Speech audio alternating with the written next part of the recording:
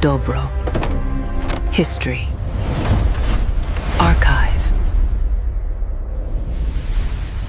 Vienna, December 1791. If you can, just close your eyes for a second and picture the scene. We are in this huge imperial city, and it's just simmering with anxiety. Yeah, a lot of geopolitical anxiety. It's a city of high culture, sure, but it's also a place where, the smell of aristocratic perfume is mixing with open sewers and these nervous whispers from the elite. Right. The French Revolution has just exploded, and every royal court in Europe is terrified. So here, under Emperor Leopold II, the place is it's teeming with secret police, with surveillance, with spies. And that kind of tension, that social and political pressure, it creates the perfect historical crucible for a conspiracy to bloom, Mm-hmm. And against this backdrop of fear, the brightest star in their cultural firmament just goes out.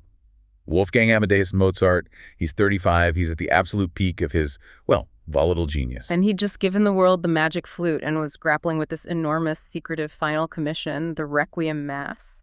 And then, just like that, he dies. So suddenly. And when the clerk at St. Stephen's Cathedral logs the death, the official record is, it's almost aggressively bland. It offers no real explanation for such a huge loss. It just says Hitzige's Friesel fever. Severe miliary fever. And that's it. For the cold bureaucracy of 18th century medical records, that was enough. But for the culture, for the collective imagination of Vienna. Absolutely not. How could this man, the man who wrote this transcendent divine music, just succumb to a common fever? Exactly. The banality of it just created this cultural vacuum, a void that was proportional to the magnitude of the loss. And a vacuum, as we know, can't exist in nature or in history. So that empty space was just instantly filled with murmurs, with accusations. At first, the suspicion was kind of all over the place, wasn't it? It targeted the usual suspects in a time of paranoia. The Freemasons, or maybe the Italian cabal, who were seen as hogging the court's favor. But then, slowly over the next few decades, all those accusations started to zero in. They coalesced around one single figure, the powerful imperial Kapellmeister, Antonio Salieri. And that's the narrative that sticks. The story of the jealous mediocrity destroying the divine genius. It was cemented by Pushkin, and then, of course, by 20th century drama like Amadeus. That's a brilliant story. Brilliant story. But just terrible history. So tonight, we're doing something different. This is a forensic audit of the records. Our mission is to move beyond the high drama and actually scrutinize every available document, the clinical evidence, the financial ledgers, the private correspondence. We're going to reconstruct the harsh, gritty reality of his final days, from his apartment all the way to the quiet mud of the St. Mark's Cemetery. So to begin this deep dive, we have to start with the most persistent part of the myth, which is the cause of death. Let's start with the timeline, because the symptoms, they just do not match the legend of a long, slow poisoning. Right. The romantic vision is of this genius, pale and sickly, wasting away for months, knowing he's composing his own funeral music. Yeah. But the historical record, it just completely contradicts this. The evidence we have confirms Mozart was professionally, socially, and physically vigorous well into the autumn of 1791. And that's a really key thing to get, right? We're talking about a man who was juggling these massive high-pressure commissions. The records of his workload are clear. Oh, absolutely. In September of 91, he travels all the way to Prague to oversee the premiere of his opera, La Clemenza di Tito. That requires tremendous physical and mental effort. He wasn't just supervising? No, not at all. He was negotiating with singers, he was adapting the score, he was in rehearsals. And then as soon as he gets back to Vienna, he throws himself into the premiere of the Magic Flute on September 30th. Exactly. Conducting, managing the staging, dealing with all the chaos of a new public production. This is just not the activity level of a man on some slow, debilitating march towards death. He was working at full throttle. And his letters from October, they kind of give us a real emotional temperature check, don't they? They do. They're the most valuable primary account we have of his state of mind just weeks before he gets sick. And he was buoyant. He was euphoric. In that famous letter of October 14th, he's writing to Constanzi, detailing the huge success of the Magic Flute. Right. And he talks about picking up Antonio Salieri in his carriage. We'll definitely come back to that later. Yeah. And just how positive the reaction to the new opera was. It just shatters the idea that he was secretly deteriorating from a long-term poison. If he were, his energy would have flagged, his mind would have been diminished. But he was lucid, he was joyous, he was totally engaged. So the terminal phase must have been incredibly swift. Incredibly. So if that long decline is a myth, When did the switch actually flip? When did the illness get really severe? It was abrupt. We have detailed accounts from his sister-in-law, Sophie Hebel, who moved in to help care for him. The definitive, severe decline started suddenly on November 20th, 1791. And the main symptom wasn't a fever or stomach trouble. It was catastrophic fluid retention. Exactly. The term they used was Wassersucht, or dropsy, which is just the 18th century word for severe systemic edema. Yeah. The swelling was so profound that it became the defining symptom. It affected his hands, his feet, his abdomen, to the point that within days he was completely immobile. And the description of that symptom, that's what brings the reality of his suffering home. Sophie Hebel's memory of it is just horrifying. It is. It really highlights the agony. She recorded that the edema caused such excruciating pain he couldn't even shift his own weight in bed. She and Constanze had to fashion a special night jacket, one that opened from the front, just so they could tend to him without having to move his swollen limbs. Wow. That is a very specific, detailed, and just agonizing clinical picture. It screams renal failure. Okay, so we have to address the heart of the conspiracy, Mozart's own alleged statement. The story always includes him whispering to Constanze, "I am sure that I have been poisoned. Someone has given me Aqua Tofana." And that paranoia, which maybe he voiced in a moment of feverish distress, it became the foundation for the whole Salieri myth. But when you put that statement next to the physical symptoms that Sophie recorded, the poisoning theory just falls apart. It's a basic toxicology mismatch. A complete mismatch. Let's break it down. Aqua Tofana was this rumored poison, right? It was mostly based on arsenic, sometimes lead. What would that do to a person? If he'd ingested a lethal dose of arsenic, you'd expect a classic presentation. Violent gastroenteritis. We're talking extreme, unstoppable vomiting and explosive diarrhea. Which leads to catastrophic dehydration. Right. And often a burning pain in the extremities and neuropathy. But Mozart's dominant symptom was the clinical opposite. He was retaining fluid, not losing it. Precisely. He was waterlogged. He was suffering from volume overload, not dehydration.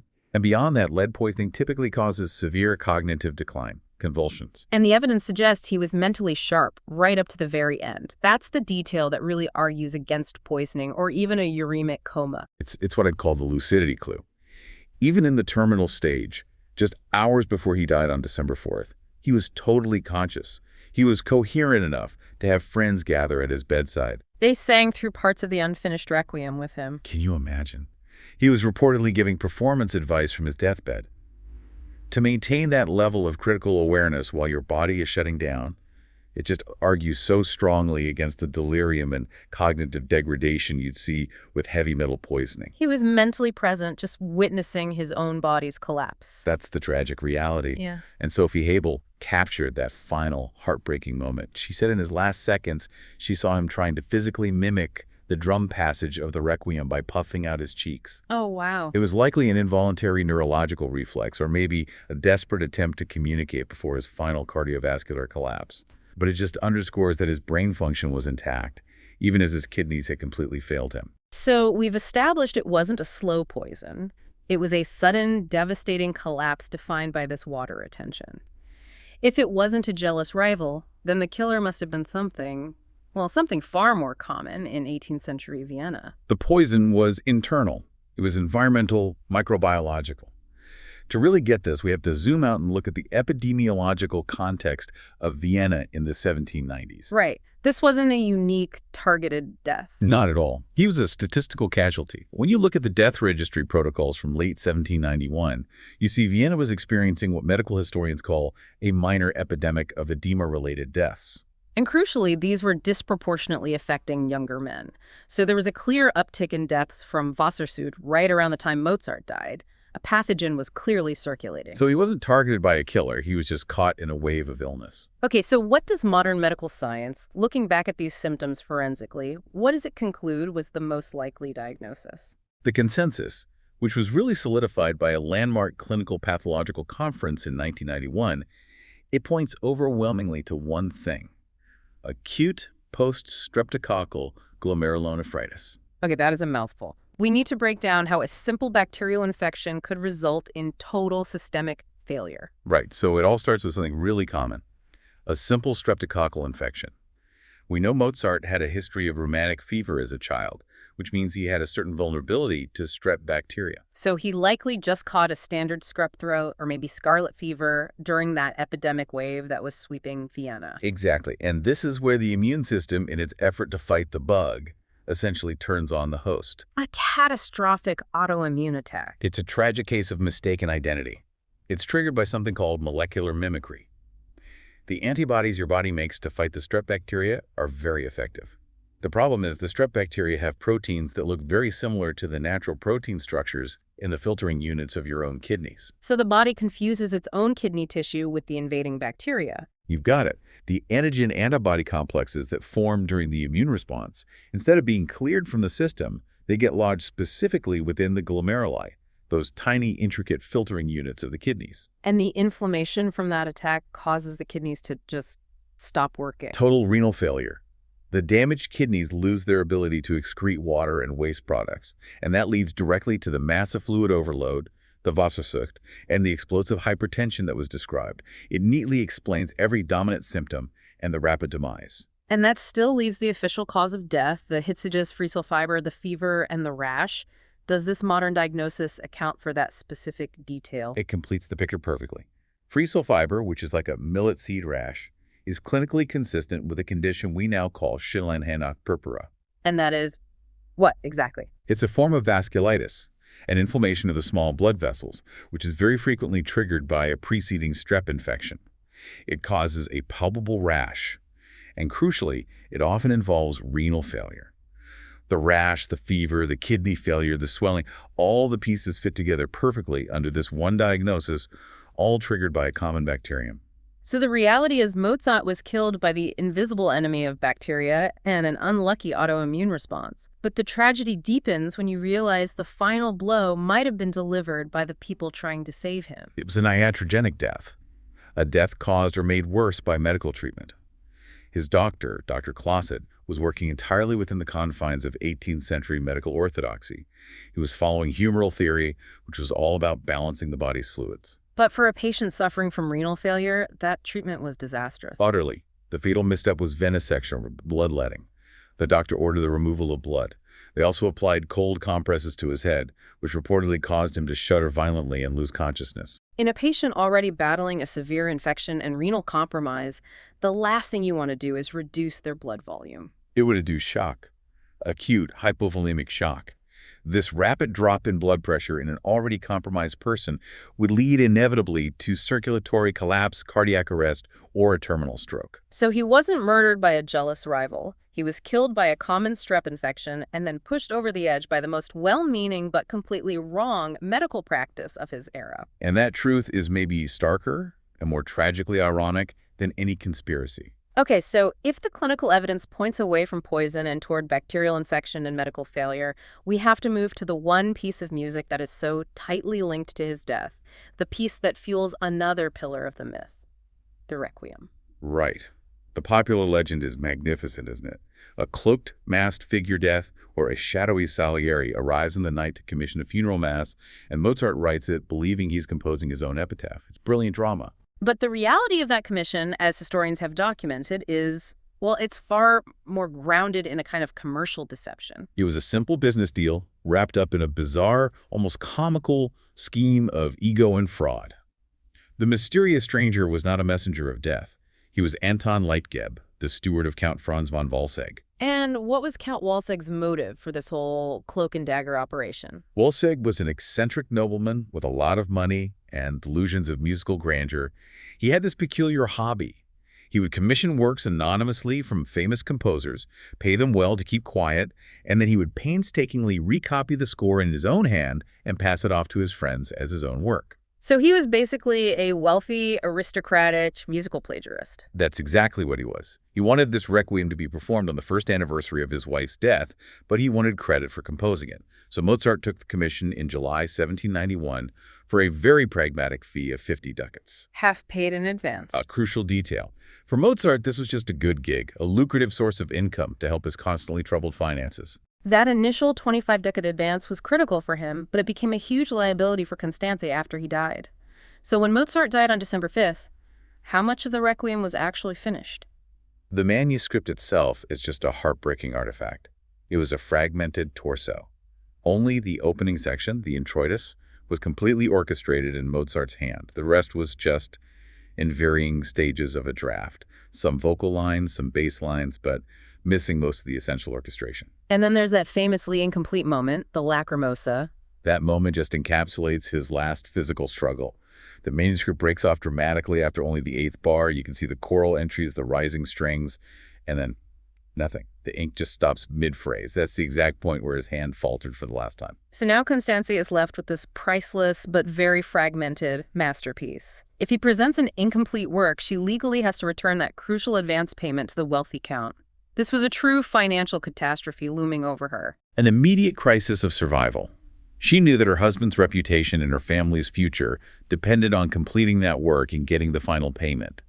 So she orchestrated a brilliant, if ethically questionable, fraud to present the Requiem as 100% complete and authentic. Who did she go to first to try and finish it? Her first choice was a composer named 𝐃𝐈𝐕𝐄. He started orchestrating parts of the Dies Irae, but he quickly realized the immense burden of trying to finish a work of such genius. He felt he couldn't do it, and he withdrew. Which brought her to Franz Xaver Süssmayr. Süssmayr was the key. He was Mozart's student and copyist, and importantly, he was there during the final weeks. He had the most intimate knowledge of Mozart's intentions in the surviving sketches. He understood the musical language. And his contribution goes way beyond just orchestration, doesn't it? Oh, it does. Süssmayr was a composer in his own right. He used Mozart's sketches to finish the Lacrimosa, but then he had to compose entirely new sections from scratch: the Sanctus, the Benedictus, and the Agnus Dei. Without Süssmayr, the Requiem as we know it simply wouldn't exist. But the final act to seal the fraud, to get the money, was the forgery. Yes. The Count needed absolute assurance of authenticity. So Süssmayr sealed the deal by forging Mozart's signature on the final score and, crucially, dating it 1792. This convinced the Count that the work had been finished entirely by Mozart's own hand. A forgery that turned an unfinished work into a cash payment that saved Constanze's financial future. One of the greatest musical mysteries in history turns out to be a pragmatic widow's desperate attempt to manage a brilliant but chaotic legacy. And moving from that commercial fraud to the physical reality, we get to maybe the most potent emotional image in a whole Mozart myth: the unappreciated genius tossed into a mass pauper's pit during a blizzard, forgotten by Vienna. That image is the foundation of the tragedy myth, and it's been repeated for 2 centuries. It's also, historically, just profoundly misleading. So let's start with the classification of his grave. Was he buried in a pauper's grave? No, absolutely not. And this distinction is vital for understanding 18th century Vienna. Mozart was not in an Armengrab. The Armengrab was the true pauper's grave, for the completely destitute, provided for free by the parish. He was buried in an Allgemeinsgrab, a common grave. Correct. And a common grave was the standard burial for about 85% of Vienna's population. This included most non-aristocratic citizens, minor officials, merchants, tradesmen. It was a paid-for service. It was a shaft plot that typically held 4 or 5 individual coffins, stacked but separate. So this wasn't some chaotic, undignified mass burial pit. Not at all. It was simply standard middle-class burial practice. And the funeral itself was paid for as a third-class funeral. And the whole cost coffin, hearse rights, was documented at about 8 florins and 56 kreuzer. He's buried in his own coffin. And we can also get rid of that gruesome myth about a reusable coffin with a trap door. We can. Emperor Joseph II had proposed that extreme measure back in 1784. But there was such a public outcry that the decree was rescinded well before 1791. So the simplicity of the burial wasn't about his financial status, it was a reflection of an imperial citywide decree. Exactly. That's the crucial context. The simplicity was mandated by the enlightened, if austere, reforms of Emperor Joseph II. He was a reformer, influenced by the Enlightenment, and he had 2 goals: reduce what he saw as superstitious and wasteful spending on fancy funerals, and critically, improve public hygiene. Which is why burials within the city walls were banned entirely. Correct. For hygiene, Mozart had to be interred at St. Mark's Cemetery, which was way outside the city center. And that simple policy is why the grave is now lost. The reusable plot system. Individual permanent stone markers were prohibited in these common graves because the plots were temporary. They were dug up, the remains were removed, and the ground was reused after 10 years. It wasn't that Vienna forgot Mozart. It was that the lease on his plot expired and the land was repurposed. Okay, now for the most dramatic part of the legend, the mythical blizzard. The idea that a violent storm forced his friends to turn back, leaving him to be buried alone. Any truth to that? Dramatically stunning, but meteorologically and historically false. We have remarkably detailed weather records for Vienna that day, December 6, 1791. Really? Yeah.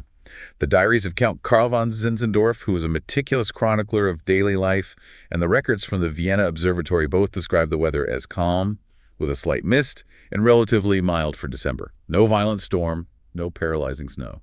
And the final piece of the neglect narrative, that no friends or family followed the body to St. Mark's. Again, this looks like neglect through a modern lens, but it was standard 18th century Viennese custom. The funeral service, the blessing, that was a main event at St. Stephen's, where friends would attend. It was decidedly not customary for mourners to follow the hearse all the way to a distant suburban cemetery. He was just too far. It was too far. It was muddy. The body was routinely transported by a driver and a few attendants alone. The absence of mourners was simply custom, not a sign of contempt. So the burial was quick, simple, and distant, not due to contempt, but due to an emperor's push for modernity and public hygiene. Right.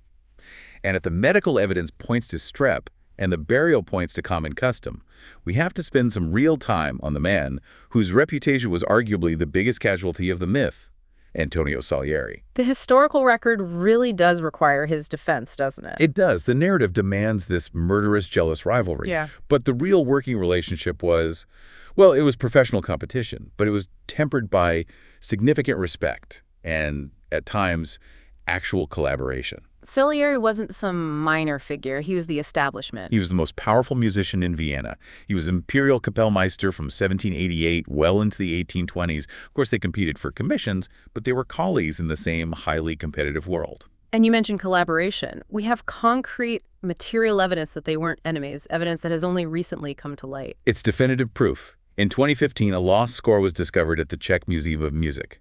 It was a cantata per la recuperata salute di Ofelia, written in 1785. And critically, the score was a three-way collaboration, co-composed by Mozart, Salieri, and a third composer, Cornetti. It's completely illogical to think two people would co-write a piece of celebratory music if they were secretly plotting each other's downfall. It shatters the notion of this mortal hostility. They were peers. And then, again, we have to go back to that final surviving letter from Mozart, October 14, 1791. What does that letter reveal about how he felt about Salieri? It reveals total trust and professional engagement. Mozart details the enormous success of the Magic Flute and writes that he personally picked up Salieri and the singer Caterina Cavalieri in his carriage and took him to a performance. He was seeking his validation. Exactly. He was sharing his triumph with this man. And the reaction he got wasn't forced politeness. Mozart writes with obvious pride that Salieri heard the performance with all his attention and that every single piece elicited a bravo or a bellow from him. You just don't do that with a man you think is trying to poison you. And the most powerful evidence of trust, the moral argument that really sinks the whole conspiracy, that comes after Mozart's death. This is when the rhetoric meets the reality of human behavior. Constance, the person closest to him, who knew all his paranoia about the Italian cabal, she had to decide on the future of her son, Franz Xaver Wolfgang Mozart. And years later, when she needed the best possible music education for him, The piano instructor she chose was Antonio Salieri. who taught the boy for free. For many years. This is the ultimate defense. It is psychologically, morally, and emotionally implausible that a widow would entrust the artistic education and the daily welfare of her only surviving son to the man she secretly suspected of murdering her husband. Constance's action is the single strongest piece of behavioral evidence against the whole theory. So if Salieri was a respected colleague, or at worst, a manageable competitor, how did this vicious reputation-destroying myth gain such devastating traction? How did it become the standard narrative? It was a perfect storm of social currents, professional frustration, and, critically, 19th century cultural politics. For a start, Mozart himself fueled some of the initial friction. He was prone to professional paranoia, and he often wrote to his father about court intrigues and the Italian cabal who he felt were holding him back. So that bureaucratic tension was real, even if it wasn't homicidal? Oh, it was very real. Salieri was the secure, entrenched establishment, and Mozart was the brilliant, volatile outsider. That creates fertile ground for gossip. But the real elevation of the lie happened later, driven by nationalism. The 19th century German nationalist movement needed a cultural martyr. Precisely. As Romanticism rose, critics wanted to canonize Mozart as the purest embodiment of German musical genius, a sacred figure. And for that narrative to be truly tragic, they needed a compelling villain, a foreign body, a non-German force that symbolized the suppression of this divine national art. And Salieri, the powerful Italian courtier, was the perfect foil. He was perfect. German critics contrasted Mozart's God-given talent with the perceived political maneuvering of the Italian court. And then the rumor gained this lethal, irreversible traction from a moment of profound personal tragedy for Salieri himself. In the 1820s? Yeah, in 1823, an elderly Salieri was hospitalized, suffering from dementia and profound depression after an attempted suicide. And it was in this state of delirium, according to asylum staff, that he reportedly confessed to poisoning Mozart. But when he had lucid moments, he was desperately trying to retract it. He denied it vehemently whenever his mind was clear. The composer Ignaz Michelis visited him and recorded the old man's plea. He quoted him as begging, saying, "I can in all good faith swear that there is no truth in the absurd rumor. Tell that to the world." But by then it was too late. The rumor was already accepted in Viennese society. And then the final nail in the coffin came from dramatists who were more interested in philosophy than historical accuracy. Right. Alexander Pushkin formalized the poisoning on stage in his 1830 play, Mozart and Salieri. His genius wasn't historical. It was exploring the conflict between effortless genius and envious craft. And that powerful metaphor was eventually cemented in the global consciousness by Peter Shaffer's Amadeus. Which is a spectacular piece of theater. Spectacular, but it cemented Salieri's identity as a mediocre villain, completely ignoring that he was a celebrated composer and arguably the most important music teacher of his generation, instructing Beethoven, Schubert, and even Liszt. Okay, so we've dismantled the murder, the burial, and the Requiem conspiracy. The last remaining pillar of the tragedy myth is the idea that he died destitute in abject poverty. The image of the penniless genius starving in a garret, it's pervasive. But the financial reality, it's just a profound distortion. Mozart was a high earner. He had a severe cash flow problem, yes, but he was certainly not indigent. How high was his income in his peak years? We need some actual figures to challenge this. Sure. Archival research shows that during his peak years in the mid-1780s, Mozart was earning about 10,000 florins annually. Wow. Yeah, from a mix of private lessons, his court appointment, and concert subscriptions. Even in his so-called lean years, his income rarely dipped below 1,900 florins, which was still a significant amount. So that 10,000 florins figure, how does that compare to the rest of Viennese society? What would that even mean for someone back then? It placed him squarely in the top 5% of the entire Viennese population. It was an enormous salary. For context, a senior surgeon at the Vienna General Hospital earned around 1,200 florins a year. A common laborer might earn 25 florins in an entire year. Mozart was, by the standards of his time, wealthy. So if he was earning such spectacular sums, where did the constant debt come from? Why all those frantic borrowing letters to his Freemason friend, Michael Puchberg? It was entirely a lifestyle creep. He was trying to live like the highest aristocracy he served, but without the security of their landed wealth. He was constantly overspending to maintain the necessary social appearance. What were the big expenses driving this? Well, he lived in a massive, prestigious 7-room apartment in Domgasse, right behind St. Stephen's, which had a high rent. He had a private carriage and horses, a huge expense, but a necessary status symbol. He also spent lavishly on fashionable clothes and notably had a great fondness for gambling, especially billiards. So he was living a life that regularly outpaced his high income. Exactly. He was a debtor, but the prospect of stabilization was right on the horizon just before he died. Me too, looking up. Absolutely. The Magic Flute was a runaway hit, bringing in steady ticket revenue. And he'd secured the promise of a stable, salaried position as Kapellmeister at St. Stephen's Cathedral. His debts were significant, maybe 4,000 or 5,000 florins, but with his improved prospects, they were manageable. He died during a liquidity crisis, not true financial ruin.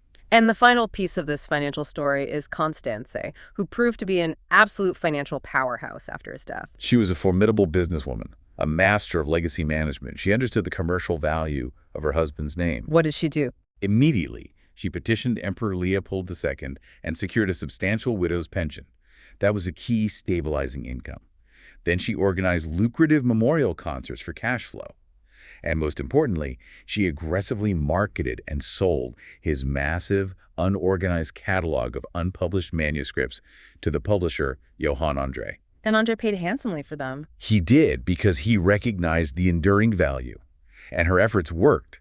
Within just 10 years, she'd cleared all of Mozart's debts and accumulated a substantial, secure fortune for herself and her sons. Which just proves that he didn't die a ruined man. He died during a temporary self-induced cash flow problem, leaving behind an incredibly valuable artistic legacy that his widow expertly monetized. So the conclusion of our forensic audit is pretty clear, isn't it? Yeah. It pulls Mozart's death out of the Gothic shadows of conspiracy and puts it firmly in the stark reality of the 18th century. He wasn't murdered. He was killed by a virulent bacterial infection, streptococcus, that resulted in catastrophic renal failure. And that was compounded tragically by the devastating, misguided limitations of the medicine of his time. He wasn't tossed in a pauper's pit out of neglect.